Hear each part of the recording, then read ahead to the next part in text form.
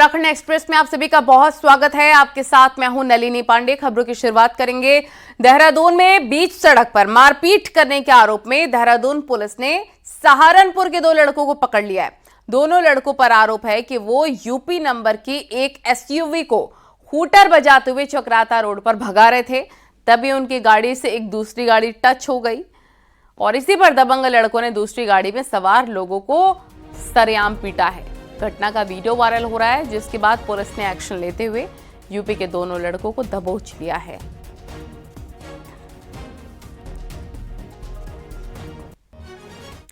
और हल्द्वानी का भी एक वीडियो सोशल मीडिया पर वायरल हो रहा है, जिसमें कुछ महिलाओं और पुरुषों ने मिलकर एक लड़के को पकड़ा है। बताया जा रहा है कि जिस लड़के को पकड़ा गया वो एक कारोबारी है जो कि दूसरे समुदाय से जुड़ा है और मॉड्यूलर किचन का काम करता है।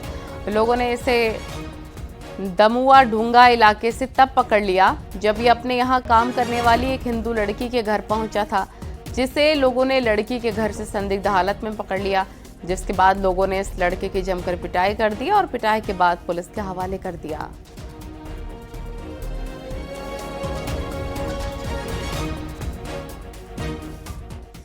उत्तरकाशी में एक महिला को बंधक बनाकर पिटाई करने का वीडियो वायरल हो रहा है। वीडियो में पति अपनी पत्नी को बांधकर डंडे से उसकी पिटाई करते दिख रहा है। बताया जा रहा है कि दशकी इलाके का ये वीडियो है और पति अवैध संबंध के शक में पत्नी को पीटता नजर आया। इलाके के लोगों का कहना है कि दोनों में प्रेम विवाह किया था। महिला के पिता ने पुलिस को शिकायत दी है, जिसके बाद पुलिस ने कई धाराओं में केस दर्ज कर लिया है।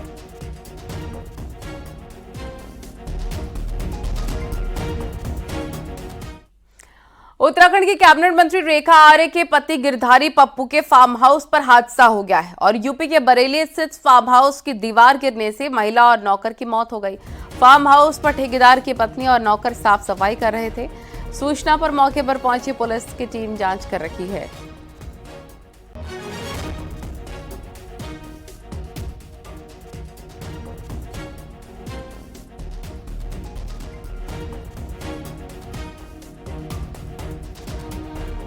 और इस बीच एक बड़ी खबर आपको बता दें कि हेमवती नंदन बहुगुणा केंद्रीय गढ़वाल विश्वविद्यालय के पौड़ी परिसर के छात्र संघ चुनाव के नतीजे घोषित हो गए हैं। छात्र संघ अध्यक्ष पद पर एबीवीपी की अभिरुचि नौटियाल ने जीत दर्ज की है। अभिरुचि ने एनएसयूआई के राजकुमार नेगी को 40 वोटों से हराया है। उपाध्यक्ष पद पर एनएसयूआई के आलोक नेगी की जीत हुई है। आलोक ने एबीवीपी के प्रेमचंद्र गुर्जर को 202 वोट से मात दी है, जबकि सचिव पद पर एनएसयूआई के अमन नेगी ने आर्यन ग्रुप के आशीष नेगी को 40 वोटों से हराया है।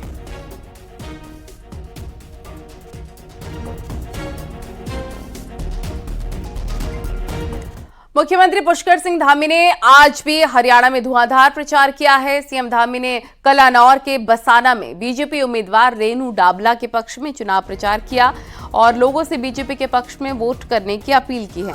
इस दौरान सीएम धामी ने कांग्रेस पर कई वार किए। सीएम धामी ने कहा कि कांग्रेस सत्ता में आने का सपना देख रही है, जो कभी पूरा नहीं होने वाला। सीएम ने यह भी कहा कि कांग्रेस के नेता कई वादे जनता से कर रहे हैं, लेकिन कांग्रेस के वादे उसी तरह से खोखले हैं। सीएम ने यह भी कहा कि कांग्रेस के पास कोई नीति और नियत नहीं है। सीएम पुष्कर सिंह धामी ने आम आदमी पार्टी को महाभ्रष्ट पार्टी बताया। सीएम पुष्कर सिंह धामी ने रोहतक और लाडवा में भी बीजेपी के लिए धुआंधार प्रचार किया। जनता जानती है कि कांग्रेस की सरकार अगर आ गई तो फिर से हरियाणा में भ्रष्टाचारियों का और दलालों का राज कायम हो जाएगा। फिर से हमारे युवाओं का, हमारे बेटे बेटियों का भविष्य बर्बाद हो जाएगा। किसानों की जमीनों पर अवैध कब्जे शुरू हो जाएंगे। भाइयों बहनों, कांग्रेस के लोग आपके पास आकर बड़े बड़े वादे करेंगे, लेकिन कांग्रेसियों के वादे इन्हीं कांग्रेसियों की तरह खोखले हैं।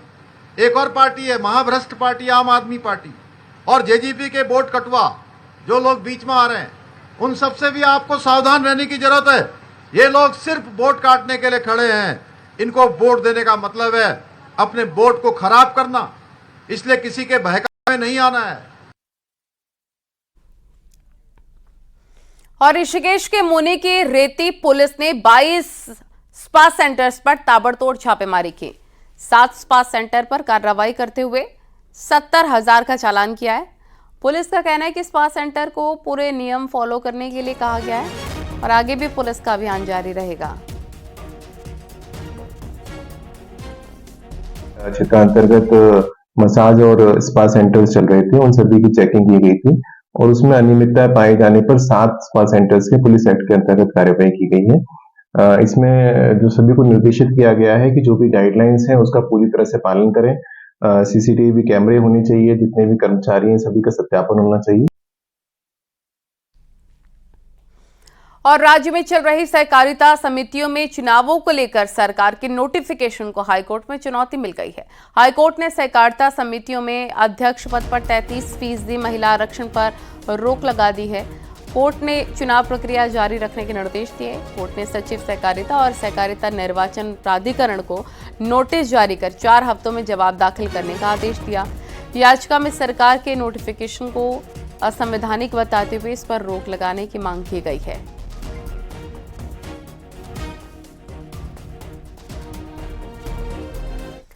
और टिहरी में विश्व हिंदू परिषद के लोगों ने धर्म विशेष के कुछ लोगों पर गैर कानूनी तरीके से जमीन की रजिस्ट्री कराने का आरोप लगाया है और प्रशासन से इस जमीन पर हो रहे निर्माण कार्य की भी जांच की मांग की।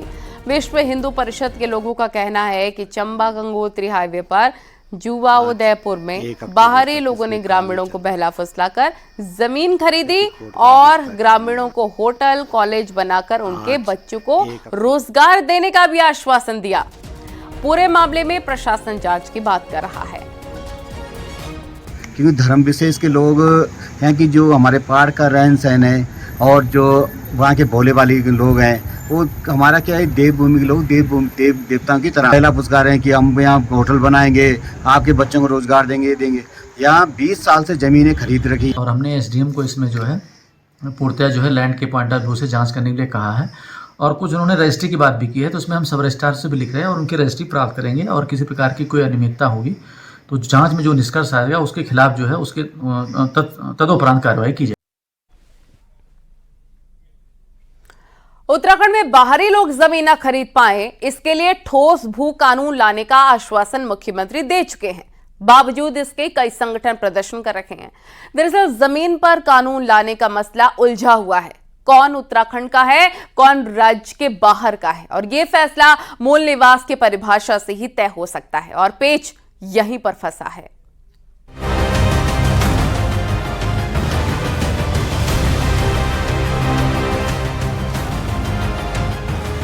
उत्तराखंड बनने के बाद हमारा एग्रीकल्चर लैंड 2 लाख हेक्टेयर कृषि भूमि समाप्त हो गई है। इसी प्रकार अगर समाप्त उत्तर की स्थिति ये होगी कि हमारे पास जगह नहीं बचेगी, इसलिए एग्रीकल्चर लैंड पे तो हमें तुरंत रोक लगनी चाहिए। ये है कृषि और उद्यान मंत्री गणेश जोशी, जिनका कहना है कि पिछले 24 सालों में 2 लाख हेक्टेयर कृषि भूमि खत्म हो गई। खत्म होती कृषि भूमि को बचाने की चिंता ने ही हिमाचल की तर्ज पर ठोस भू कानून की मांग का रूप लिया। मुख्यमंत्री कह चुके हैं कि वो इसको लेकर गंभीर हैं और सरकार जल्द ही ठोस भू कानून लाएगी, लेकिन इसकी राह में कई बड़े पेच हैं, जिन्हें सुलझाने के बाद ही भू कानून ठोस कानून की शक्ल ले पाएगा। हिमाचल में कोई भी गैर हिमाचली या गैर कृषक कृषि भूमि नहीं खरीद सकता, लिहाजा सबसे पहले ये तय करना होगा कि कौन उत्तराखंडी है और कौन बाहरी। इसके लिए सबसे पहले मूल निवास की जटिल गुत्थी सुलझानी होगी। ये तय करना पड़ेगा कि कौन उत्तराखंड का मूल निवासी है और कौन अस्थायी निवासी है। असल में ये पूरा विवाद क्यों हुआ वो भी समझिए। उत्तराखंड में मूल निवास प्रमाण पत्र अभी भी मान्य है। राज्य गठन 9 नवंबर 2000 को मूल निवासी की जगह स्थायी निवासी की कट ऑफ डेट मान लिया गया, यानी 9 नवंबर 2000 से 15 साल पहले से जो उत्तराखंड में रहते आया हो, जिसकी यहाँ पर अस्थायी संपत्ति हो, वो अस्थायी निवासी होगा। लेकिन अब मुश्किल यह है कि हर वो व्यक्ति उत्तराखंड का अस्थायी निवासी मान लिया जा रहा है जिसकी अस्थायी संपत्ति को यहाँ पर 15 साल हो गए हैं। इसलिए मूल निवास और वो भी 1950 को कट ऑफ मानने की मांग हो रही है। यही नहीं, जमीनों पर असली संकट पहाड़ों में है, इसलिए भू कानून बनाने से पहले पहाड़ी क्षेत्र, मैदानी क्षेत्र भी तय करना होगा। क्या हम अस्थायी निवासियों को इसकी अनुमति देंगे? क्या अस्थायी निवास की 2 व्यवस्थाएं हैं। 85 का हमारा कट ऑफ बनाया हुआ है, उसके बाद 15 साल का हमारा बैरियर है, तो 15 साल पुराने या 85 तक के जो लोग हैं, क्या ये उसको ले पाएंगे? क्या ऐसा नियम बनाना पड़ेगा, या हम इसको मूल निवास पे ले जाएंगे? अगर मूल निवास पे ले जाएंगे तो अस्थायी निवास की व्यवस्था को हमको पहले बदलना पड़ेगा, फिर हमको 1950 के मानक पे जाना पड़ेगा जो कि संविधान में दिया गया है। अगर सिर्फ पहाड़ों तक लागू करना है तो हमको फिर पहाड़ को डिफाइन करना पड़ेगा। ये पहले भी था, जो उत्तर प्रदेश का समय था तो हिल एरिया डिफाइन था, पहले देहरादून में राजपुर तक था, मेडिकल की सीटों में हमको कुछ आरक्षण मिलता था, तो पहाड़ पहले भी डिफाइन था, तो हम क्या उसको डिफाइन करने जा रहे हैं क्या? यदि हमें सख्त भू कानून बनाना है तो हमें इस बात पे भी गौर करना पड़ेगा कि जिसे हम उत्तराखंड का कृषक कह रहे हैं उसके लिए कोई कट ऑफ डेट हम क्या तय करते हैं, क्योंकि जब तक कट ऑफ डेट नहीं तय करेंगे तब तक कोई भी कानून निष्प्रभावी हो जाएगा। यानी भू कानून से पहले मूल निवास सबसे बड़ा पेचीदा मुद्दा है, जिसे सुलझाना बेहद जरूरी है। भू कानून के लिए बनाई गई समिति की सौंपी रिपोर्ट को भी 2 साल हो चुके हैं, लेकिन अभी भी इसका परीक्षण ही चल रहा है। अब ऐसे में कैसे इसका हल निकलेगा, इस बारे में राज्य सरकार को फैसला लेना है। कुलदीप चौहान के साथ देहरादून से सुनील नप्रभात, न्यूज़ 18।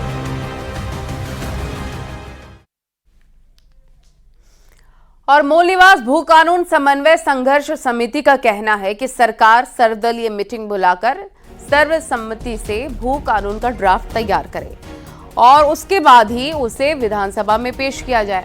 बिना चर्चा के भू कानून या मूल निवास पॉलिसी स्वीकार नहीं की जाएगी। साथ ही उन्होंने कहा कि मूल निवास के लिए 1950 की कट ऑफ तारीख ही हर हाल में लागू की जाए, उसके बाद 90% नौकरी पर स्थानीय लोगों को अधिकार मिले। देखिए, हम सरकार से एक मांग कर रहे हैं, आप जल्द से जल्द एक सर्वदलीय मीटिंग बुलाइए जिसमें संघर्ष समिति के लोगों को भी शामिल कीजिए और चर्चा परिचर्चा के बाद एक सर्वसहमति बनने के बाद ही किसी ड्राफ्ट को, किसी विधेयक को विधानसभा में रखिए। मूल निवास की एक ही व्यवस्था होनी चाहिए। जो 1950 के आधार पे इस राज्य में रह रहे हैं उनको ही मूल निवास प्रमाण पत्र का अधिकार मिलना चाहिए। और भू कानून की मांग के बीच उत्तराखंड में बंदोबस्त यानी कि सेटलमेंट की बात हो रही है। 1960 के बाद अब तक लैंड सेटलमेंट नहीं हुआ है, तो 5 गांव से सेटलमेंट की शुरुआत करने की बात राजस्व विकास परिषद कर रहा है, लेकिन एक्सपर्ट से लेकर पूर्व रेवेन्यू मिनिस्टर तक इसे जरूरत तो परिषद के प्लान को मजाक बता रहे हैं।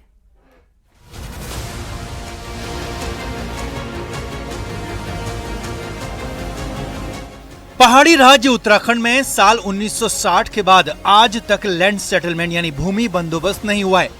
साधारण सा मतलब यह है कि कौन सी जमीन किसकी है, अब किसके नाम पर है, किस जमीन की रजिस्ट्री है, किसकी रजिस्ट्री नहीं है, कहां कब्जा है और कौन सी सरकारी जमीन है, इसका पता लगाना।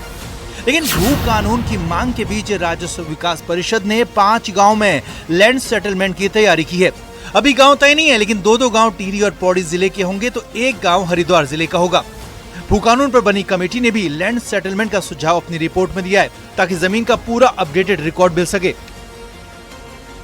भू कानून समिति थी, उस समिति ने एक अपनी संस्तुतियों में इसको प्रमुखता से सम्मिलित किया है कि जो बंदोबस्त है, भूमि बंदोबस्त, वो होना चाहिए अनिवार्य रूप से। पर्वतीय क्षेत्रों में खास करके गोल खाते, जिनको कि संयुक्त खाते बोलते हैं, इस तरीके के खाते हैं, तो उसमें उनका निर्धारण नहीं हो पाया, तो अपडेट नहीं होने के कारण से कई तरीके की कठिनाइयां आती। उत्तराखंड में 2003 में लैंड सेटलमेंट की बात हुई, लेकिन तब रेवेन्यू मिनिस्टर हरक सिंह रावत के इस्तीफे के चलते बात आगे बढ़ नहीं पाई। वहीं कृषि मंत्री रहते हुए हरक सिंह रावत ने 2016 में चकबंदी पर मोहर लगाई, लेकिन आज तक वो भी नहीं हुई। हरक सिंह रावत के मुताबिक पहाड़ों के लिए बंदोबस्त और चकबंदी दोनों जरूरी हैं, और जो काम 62 साल पहले हो सकता है वो 5 गाँव के बजाय पूरे राज्य में क्यों नहीं हो सकता। वहीं जमीन से जुड़े मामलों के जानकार जय सिंह रावत के मुताबिक पहले कानून बनाना चाहिए, तब जाकर बंदोबस्त होगा। राजस्व परिषद हवाई दावे ना करे। 1960 में हम पूरे प्रदेश का, उस समय ये जो हिस्सा रहा होगा उत्तर प्रदेश में रहा होगा, जब उस समय बंदोबस्त हो सकता है, आजादी के 13-14 साल में हम बंदोबस्त कर सकते हैं, तो आज क्यों नहीं कर सकते। अब हम प्रयोग करेंगे कि आज इस गांव, एक जिले में 2 गांवों को करेंगे, तो फिर तो पता नहीं कितने पुश्तियां निकल जाएंगी, तब तक तो गांव खाली के खाली हो जाएंगे। बंदोबस्त का आप कानूनी प्रोविजन करने के बजाय आप करें हम सीधे करेंगे, मतलब पहले आप काम डालेंगे, तब उसके लिए आप कानून बनाएंगे, उसके बाद आप नीति बनाएंगे। क्या उल्टी गंगा बाहर है, गंगा ऊपर से नीचे आती है, नीचे से ऊपर जाती है। 62 साल में जो काम नहीं हुआ उसे राजस्व परिषद 5 गांव से करना चाहता है, लेकिन सवाल बिल्कुल जायज है कि जो काम 1960 में हो सकता है तो आज एक साथ क्यों नहीं हो सकता। और बिना कानून के 5 गांव में सेटलमेंट की बात कहीं जनता के साथ मजाक तो नहीं है। देहरादून से न्यूज़ 18 के लिए दीपांकर भट्ट की रिपोर्ट। और नेता प्रतिपक्ष यशपाल आर्य ने राज्य की ब्यूरोक्रेसी और बीजेपी सरकार पर बड़ा हमला बोल दिया है। आर्य ने कहा कि उत्तराखंड की ब्यूरोक्रेसी बेलगाम हो चुकी है और मंत्रियों की हालत किसी बेरोजगार सी हो गई है। आर्य ने दावा किया है कि बीजेपी सरकार के मंत्रियों और विधायकों के पास कोई काम नहीं है और ब्यूरोक्रेसी इनके सुनने को तैयार नहीं है। उन्होंने दावा किया कि सबसे बीजेपी में एक सुनसान सुनामी जन्म ले रही है, जिसका फायदा कांग्रेस को मिलेगा। अफसरशाही बेलगाम है। अफसरशाही को सब कुछ सौंप दिया गया है। मंत्रियों के हाथों में काम नहीं है। मंत्रियों का काम है पर्यटन करना। और अधिक जो हमारे माननीय विधायक हैं, खासतौर से भाजपा के, हम तो विपक्ष में हैं, भाजपा के विधायक हाथ पर हाथ धरे बैठे हैं। खामोशी है, लेकिन ये खामोशी जरूर रंग लाएगी। और पिथौरागढ़ में हेलीकॉप्टर की मदद से कैलाश दर्शन यात्रा बुधवार से शुरू होने जा रही है। नैनीसैनी एयरपोर्ट से यात्रियों का पहला दल बुधवार सुबह रवाना होगा।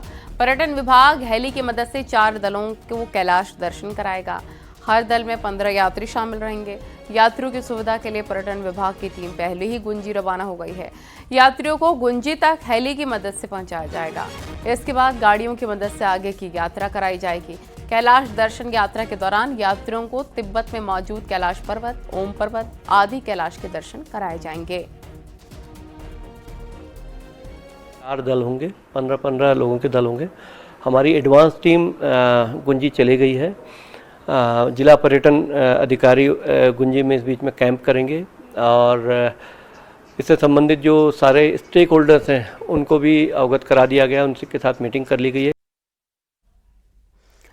प्रधानमंत्री नरेंद्र मोदी के छोटे भाई पंकज मोदी ने बाबा केदार के दर्शन किए। इसके साथ ही पंकज मोदी ने भगवान केदारनाथ का रुद्राभिषेक किया। पंकज मोदी ने बाबा केदार से जन कल्याण की कामना की और देश की खुशहाली के लिए आशीर्वाद मांगा। केदारनाथ धाम पहुंचने पर बद्री केदार मंदिर समिति के मुख्य कार्य अधिकारी विजय प्रसाद थपलियाल ने पंकज मोदी का स्वागत किया है।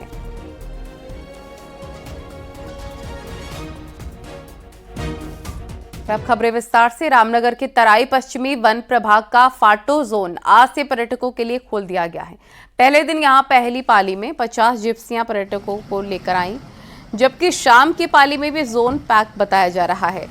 पिछले सत्र में यहां करीब 1,20,000 पर्यटक पहुंचे थे। इस बार विभाग यहां 1.5 लाख पर्यटकों का टारगेट लेकर चल रहा है। आज से ही इस जोन में नाइट स्टे भी शुरू कर दिया गया है।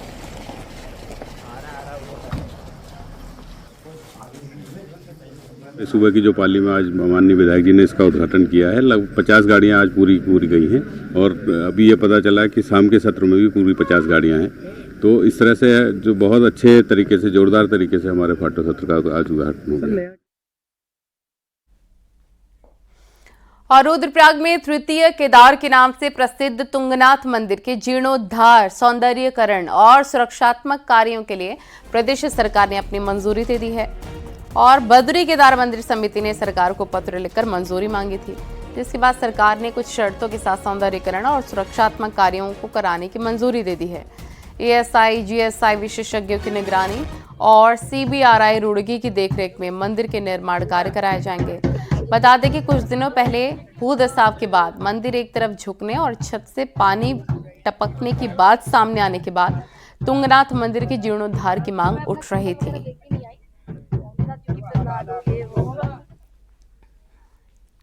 और हल्द्वानी का एमबीपीजी कॉलेज कुमाऊं का सबसे बड़ा कॉलेज है, लेकिन यहां पर एडमिशन लेने वाले स्टूडेंट्स किताबों के लिए परेशान हैं। छात्रों को पढ़ने के लिए किताबें नहीं मिल पा रही हैं और जिसके कारण पढ़ाई में दिक्कतें भी आ रही हैं।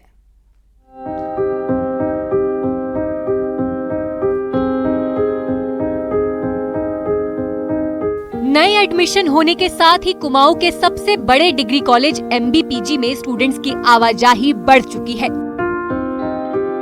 स्कूल की ड्रेस से निकलकर कॉलेज के खुले आसमान में फर्स्ट ईयर में एडमिशन लेने वाले स्टूडेंट्स बुक्स और लाइब्रेरी को लेकर सबसे ज्यादा क्रेजी रहते हैं, लेकिन इनका पूरा जोश बुक्स ना मिलने के कारण ठंडा हो रहा है। कह रहे हैं कि अभी जमा नहीं हुई है तो नहीं मिल रही है, पता नहीं क्या सीन है, पर बच्चों को पढ़ने में काफ़ी प्रॉब्लम हो रही है, जिसके कारण लाइब्रेरी में बुकें ही नहीं है, तो पढ़ेंगे कैसे बच्चे। तो रोज़ पूछते हैं तो उन्हें कोई जवाब नहीं मिल पाता, वही कहते हैं कि आज नहीं मिलेंगी तो कल आना, कल बाद में पता करो, ऐसे ही रहता, पर किताबें मिल नहीं पा रही हैं। सर यहाँ पे बीकॉम की बुकों में बहुत दिक्कत है और आपका बीए की हो गया, इन सब की बुकों में बहुत दिक्कत है। सर जिस टाइम मैं मतलब आपका उसके लिए बुक लेने के लिए आया था तो सर यहाँ पे बुक्स नहीं मिली हमें, खाली एक बुक मिली थी, वो भी बिजनेस ऑर्गेनाइजेशन मैनेजमेंट की। दूसरी तरफ कॉलेज प्रशासन भी दबी जुबान मान रहा है कि किताबों की कमी है, लेकिन वो इसकी वजह गिना रहे हैं। जिसमें से हमारी मेन दिक्कत आ रही है कि बच्चे बुक्स को वापस नहीं कर रहे हैं और पुरानी बुक्स को ले जाना नहीं चाह रहे हैं। पुराने बुक्स में भी मैटर है यह कि एक बुक में पुरानी मिल रहा है, उसमें 2-3 बुक रिफर करने पड़ेंगे। बुक्स हम पुरानी वो चाह नहीं रहे, नई बुक्स क्या जो हम उनको डिस्ट्रीब्यूट कर चुके हैं, कुछ वापस आ रहे हैं उनको देते रह रहे हैं। साफ है कॉलेज स्टूडेंट्स बुक की कमी से जूझ रहे हैं और ये हाल तब है जब न्यू एजुकेशन पॉलिसी में हर स्टूडेंट को कॉलेज की तरफ से बुक दिया जाना जरूरी है। लेकिन कुमाऊं के सबसे बड़े कॉलेज का ये हाल है तो दूसरे कॉलेजों की तस्वीर क्या होगी समझा जा सकता है। हल्द्वानी से न्यूज़ 18 के लिए शैलेंद्र नेगी की रिपोर्ट।